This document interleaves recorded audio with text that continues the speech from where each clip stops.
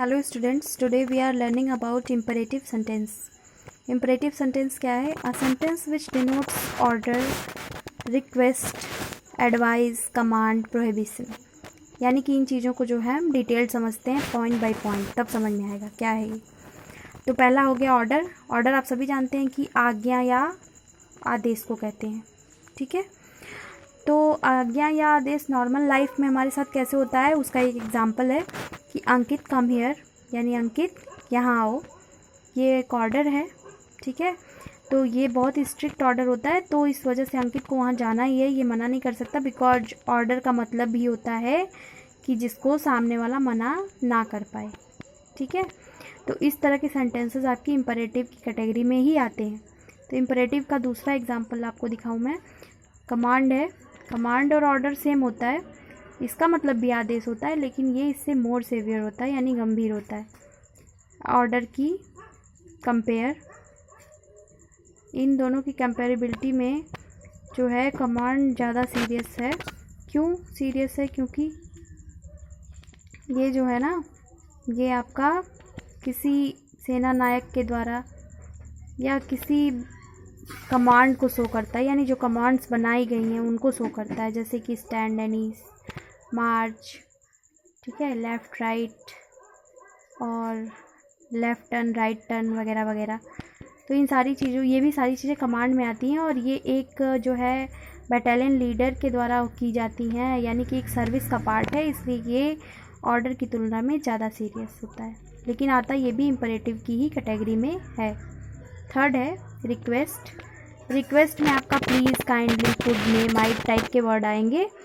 तो इनको जो है आप इस तरह के जब भी वर्ड आपको दिखाई पड़ें किसी भी सेंटेंस में, तो आप समझ सकते हैं कि ये इम्परेटिव ही है। फोर्थ है आपका एडवाइस, सलाह। सभी को पता है सलाह होता है ना एडवाइस का मतलब। ओपिनियन और रिकमेंडेशन, यानी कि आपका विचार, यानी आप अपना विचार किसी को दे रहे हैं, या फिर सिफारिश करना किसी चीज़ के लिए, किसी की सिफारिश यानी रिकमेंडेशन जो होता है वो भी इम्परेटिव की कैटेगरी में आता है। अब लास्ट है प्रोहिबिशन। प्रोहिबिशन क्या होता है? मनाही या निषेध, यानी कि किसी कार्य को जिसको करना मना हो, यानी कि जहाँ पे हमें उस चीज़ को मना किया जाए वहाँ पे हम प्रोहिबिशन वर्ड का यूज़ करते हैं। जैसे एग्जांपल देखो, no smoking, no parking, no pissing, stick no bills, posters, यानी कि इसका मतलब हो गया कि नशा करना मना है, यानी कि यहाँ पे जो है धूम्रपान निषेध है। यहाँ पे वाहन जो है वो स्टैंड नहीं किए जा सकते, यानी पार्किंग निषेध है। नो पिसिंग, बाथरूम यानी टॉयलेट करना मना है यहाँ पे। और चौथा है स्टिक नो बिल्स या पोस्टर्स, यानी कि यहाँ पे कोई भी पोस्टर वगैरह ना चिपकाएंगे। तो ये सारी मनाहियाँ हुई जिसको प्रोहिबिशन के अंतर्गत इम्परेटिव टाइप ऑफ सेंटेंसेस की कैटेगरी में रखते हैं। Clear all? नेक्स्ट है हमारा एक्सक्लेमेटरी सेंटेंस। ये एक्सक्लेमेटरी सेंटेंस क्या है कि अ सेंटेंस विच डिनोट्स सडन और स्ट्रॉन्ग फीलिंग्स, यानी अचानक उत्पन्न होने वाली जो हमारी हार्ड फीलिंग्स हैं उनको ये अभिव्यक्त करता है। मैंने इसके बहुत सारे एग्जांपल लिखे हुए हैं, अभी सारा क्लियर होता है ये। इसे करने के दो प्रकार हैं, विद एक्सक्लेमेशन वर्ड और without exclamation word. With exclamation word का मतलब हो गया कि ये अलास वर्ड है, ये एक एक्सक्लेमेटरी वर्ड है। तो इसके सामने, और इसकी सबसे बड़ी पहचान ये होती है कि एक्सक्लेमेशन का ये मार्क जहाँ पे लगा हुआ होगा वहाँ डेफिनेटली एक्सक्लेमेटरी सेंटेंस ही होता है। तो यहाँ पे अलास लिखा है, अलास जो है वो दुख के लिए इस्तेमाल किया जाता है, फॉर सॉरो। तो यहाँ पे इस दुख के लिए अलास वर्ड का यूज़ हुआ, जिसका इसमें जितने भी एक्सक्लेमेशन वर्ड है उन सबकी अपनी अलग अलग मीनिंग होती है। अलग अलग इमोशन को एक्सप्रेस करने के लिए अलग अलग जो एक्सक्लेमेटरी वर्ड होते हैं, ठीक है। तो ये अलास जो वर्ड होता है ये सॉरो को शो करता है। तो यहाँ पे लिखा हुआ है अलास, उसके बाद एक्सक्लेमेटरी सेंटेंस आपका एक्सक्लेमेटरी मार्क लगा हुआ है, उसके बाद लिखा है ही इज़ नो मोर। तो नो डाउट कि एक्सक्लेमेटरी वर्ड ही है, और ये एक ऐसा वर्ड है विद एक्सक्लेमेशन वर्ड है, यानी कि यहाँ पे एक्सक्लेमेशन वर्ड है ऊपर। अभी नीचे डिफरेंस बताती हूँ कैसे, आगे नीचे वाले में नहीं है। ही इज़ नो मोर, यानी कि हाय बेचारा मर गया, इस तरीके का इसका भाव आता है। दूसरा है विदाउट एक्सक्लेमेशन वर्ड। तो दूसरे में क्या है कि वॉट अ लवली फ्लावर। अब ये को यहाँ पे एक्सक्लेमेशन मार्क बाद में लगा है, और फ्रंट में कोई भी एक्सक्लेमेशन वर्ड या पूरे सेंटेंस में कोई भी एक्सक्लेमेशन वर्ड नहीं है। इसका भाव जो है वो एक्सक्लेमेटरी सेंटेंस का है। इसीलिए विदाउट एक्सक्लेमेशन वर्ड टाइप की कैटेगरी का सेंटेंस है। और नो डाउट कि ये एक्सक्लेमेटरी सेंटेंस ही है, क्योंकि यहाँ पे मार्क भी लगा हुआ है और इसका जो भाव है वो भी एक्सक्लेमेटरी सेंटेंस का ही है, यानी विस्मयादिबोधक ही है। विस्मय का मतलब होता है कोई भी सडन फीलिंग जो आश्चर्य से उत्पन्न हो। ठीक है, तो यहाँ पे देखो एग्जाम्पल है, मोर एंड मोर एग्जाम्पल्स। तो यहाँ तक लगभग मैंने देखा, हाँ यहाँ तक वेल डन तक आपके विद एक्सक्लेमेटरी वर्ड वाले हैं, विद एक्सक्लेमेशन वर्ड। ठीक है ना। तो alas she breath her last on last Monday, यहाँ पे पहला एग्जाम्पल है जो इसमें लिखा है बेचारी, यानी बेचारी बेचारा जो भी है वह जो है मंडे को यानी कि पिछले सोमवार को उसने अपनी अंतिम सांसें ली, यानी कि वो मर गई। बिंगो का मतलब होता है किसी जीत की खुशी को अभिव्यक्त करने के लिए बिंगो वर्ड का यूज़ होता है, ये भी एक एक्सक्लेमेशन वर्ड है। ठीक है, तो यहाँ पे आई गॉट इट लिखा हुआ है कि मैंने प्राप्त किया जो मैं चाहता था। यहाँ पे देखो हश द बेबी स्लीपिंग, ये साइलेंस को शो करता है। ये हे या हाय जो वर्ड होता है ये आपका ध्यान आकर्षित करने के लिए होता है, यानी कि किसी को जब हमें अपनी तरफ खींचना हो तो हम कहेंगे हे या हाय, लुक एट हर, हे इसे देखो। ठीक है, बो का मतलब होता है जब हम किसी के आगे नतमस्तक हो जाएं। इट्स ब्यूटीफुल, यानी कि हमें बहुत पसंद आ जाए तो वहाँ पे हम क्या होते हैं, हमारा रुझान होता है, हम झुक जाते हैं। तो ये बो वर्ड इसलिए इस्तेमाल हुआ है यहाँ पे। ब्रेवो, ब्रेवो वर्ड का मीनिंग होता है वेल डन या शाबाश, यानी कि कीप इट अप, यानी कि मैंने कहा कि ऐसे ही अपनी चीज़ों को बनाए रखो, यानी कि अगर तुम पढ़ाई में बहुत अच्छे हो तो ब्रेवो कीप इट अप का मतलब क्या होगा कि शाबाश ऐसे ही रहना। ठीक है, ओ वर्ड जो होता है वो पेन को शो करता है, no doubt it can be true. Oh word जो है वो फीलिंग से संबंधित पेन को शो करता है, यानी कि जब हमारे भाव में दर्द महसूस हो, जैसे कि क्या है देखो, इट कांट बी ट्रू, ओह यह सही नहीं हो सकता, यानी कि जैसे कोई इम्पॉसिबल सी बात हमने सुन ली हो, कोई बहुत दुखद घटना जिसको हम मानने के लिए तैयार ना हो, तो ये फीलिंग से रिलेटेड है। आह जो है इट्स पेनफुल, आह जो आपका वर्ड होता है ये भी एक एक्सक्लेमेशन वर्ड है, जिसका क्या मतलब है, ये भी पेन को शो करता है, बट इसका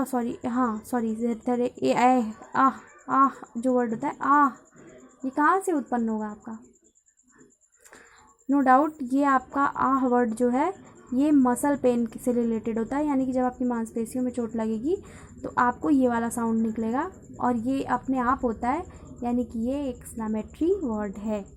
तो यहाँ पे देखिए ये एक्सक्लेमेशन मार्क भी लगा हुआ है, वर्ड भी है, तो ये विद एक्सक्लेमेटरी वर्ड वाले सेंटेंसेस अभी तक मैं आपको दिखा रही हूँ। उसके बाद होगा आउच इट्स इनटॉलरेबल। आउच कहाँ होता है, जब हमें हड्डियों में चोट लग जाए, यानी ठक से करके कहीं पैर में चोट लग जाए या कहीं पे भी, तो ये आउच वाला साउंड हमारा ऑटोमेटिक निकल आता है। इट्स इनटॉलरेबल का मतलब हाय राम कितना असहनीय है, यानी कितना जोर जोर का झटका लगा या दर्द हुआ कि बहुत ही इनटॉलरेबल हो। ठीक है ना।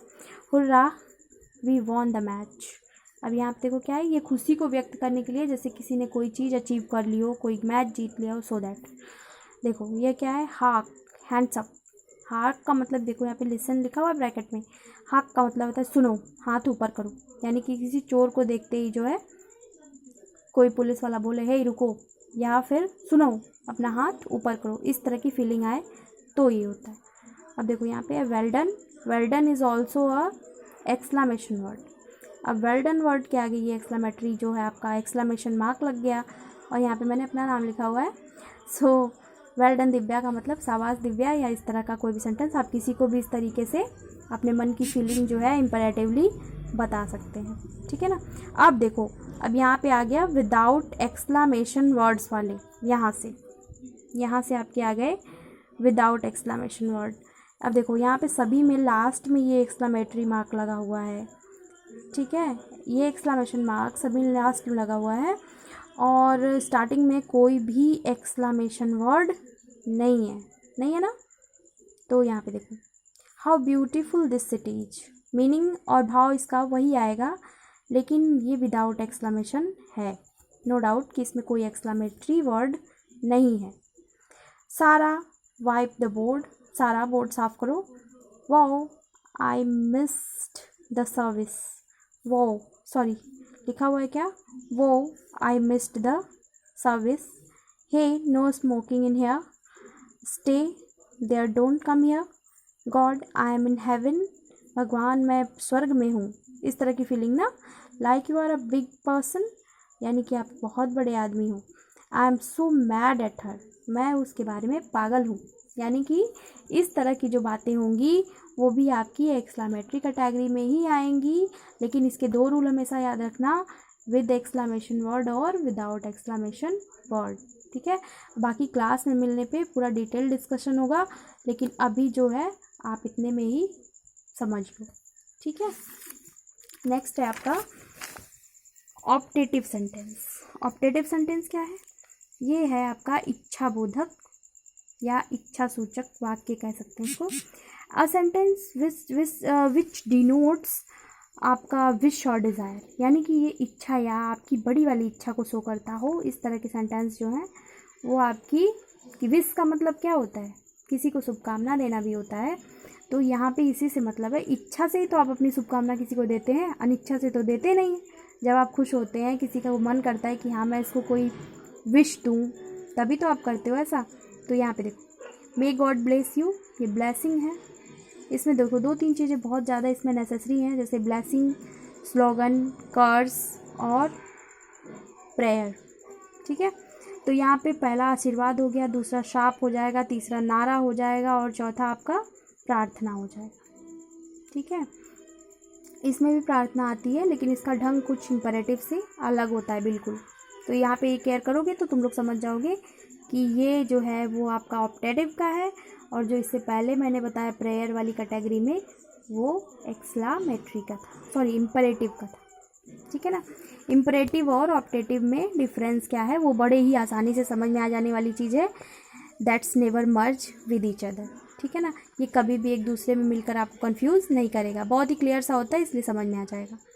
तो यहाँ देखो, अ सेंटेंस विच डिनोट्स विश और डिज़ायर, मैंने बताया ना इच्छा को व्यक्त करने वाला जो है आपका ऑप्टेटिव सेंटेंस है।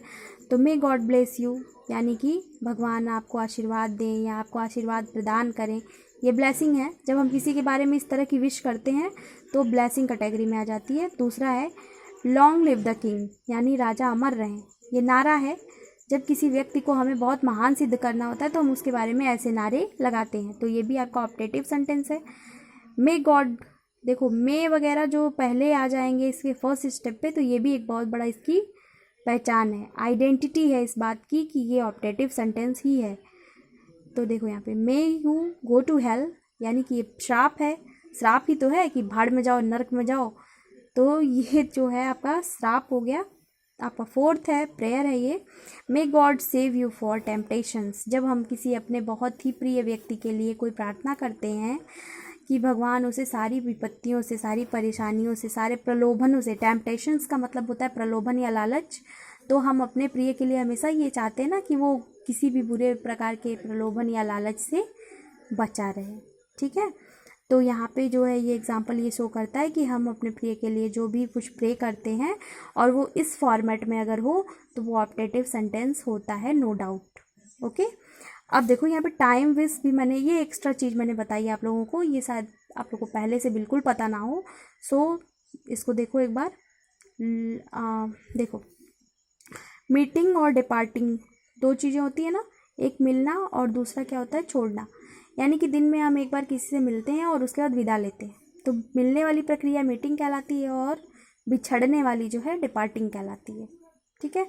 तो इस समय के भी कुछ अपने विश होते हैं। विश का मतलब अगर हम मॉर्निंग में किसी को मिलते हैं तो हम ऐसे ही जाके मुंह तुरंत सामने से नहीं खड़े हो जाते, हम उन्हें कुछ विश करते हैं ना, गुड मॉर्निंग वगैरह, या सो जो भी मतलब सुबह का विशिंग जो होता है टिल 11:59 AM।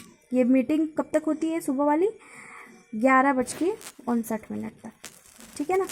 और ये डिपार्टिंग का जो है, इससे बिछड़ते हैं हम तो क्या बोलते हैं, good day, have a nice day, good bye type के कुछ सेंटेंसेस बोलते हैं। तो ये भी विश की एक कैटेगरी है और इसका नाम क्या है, टाइम विश, इसको कहते हैं टाइम विश, ठीक है। तो I will share the PDF, don't worry about the clarification of the notes, ठीक है।